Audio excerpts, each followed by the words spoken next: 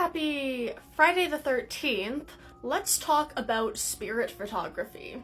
Spirit photography is basically what it sounds like, the idea that ghosts could be captured by taking photographs of them. It was the most popular around the 19th century, around the Victorian era, and people were just absolutely obsessed with death back then. There was a heavy rise in spiritualism and talking to spirits, doing seances, all of that spooky shit. So of course, when people thought that you could capture the image of ghosts of passed on loved ones and other people via photography, people went absolutely insane over it. And there's actually a weird number of historical cameos and crossovers of famous people involved in spirit photography. One of the big names at the time of spirit photography was William Mulmer, and he had an entire business. He would make all of his money off of taking photos of alleged ghosts. And back then, as it is right now as well, there's kind of two sides of the spectrum you can be on in ghost believing. There's either the believers, where you think ghosts are real, or the skeptics, where you don't think ghosts are real.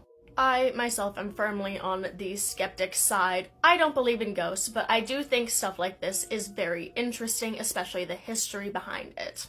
One of Mumler's most famous photos is this one of Mary Todd Lincoln and former President of the United States, Abe Lincoln, whose ghost allegedly is in this photo, along with his widow. Now, eventually, William Mumler was taken to court for fraud because there was evidence that he was faking these photos. Now, the method of photography at the time included plates, and I don't really know how this works exactly, but if you didn't clean the plates off fully, there was this small, very, very faint image left behind on whatever photo you took after the improperly cleaned plates using the same ones. And that left this very faint, ghostly image that looked like a spirit alongside the actual subject of the photo that was taken. So, by not cleaning these plates intentionally, you could fraudulently create this spirit photography where it appeared that there was a ghostly figure in the actual photo itself. So, William Mumler was exposed for doing that, and he eventually did stop his ghost shooting business. After he was testified against in court by one of his greatest rivals, none other than P.T. Barnum, the father of circuses, of Greatest Showman fame. Now, Barnum was known for being a notorious con man himself, and testified against Mumler due to the fact that they were very, very bitter rivals, and Mumler was one of his competitions. Now, on the other end of the spectrum, in a staunch believer stance, we have none other than Sir Arthur Conan Doyle, the creator of Sherlock Holmes.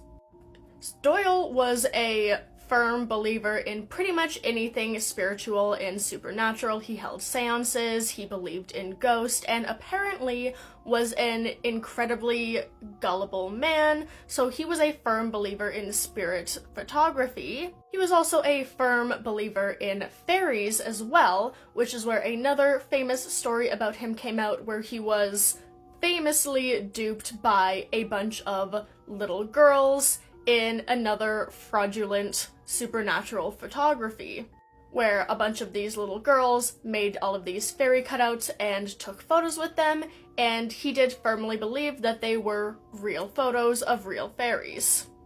But to contrast Sir Arthur Conan Doyle's firm belief in spirits, we have again back to the other end of the spectrum with Harry Houdini, famous magician and escape artist who did not in the slightest believe in the supernatural.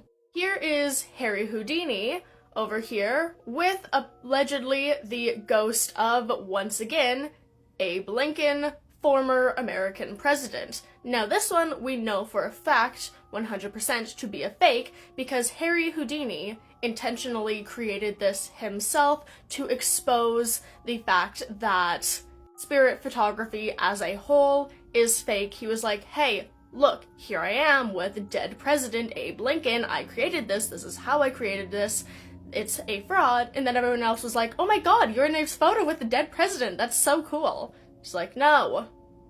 No.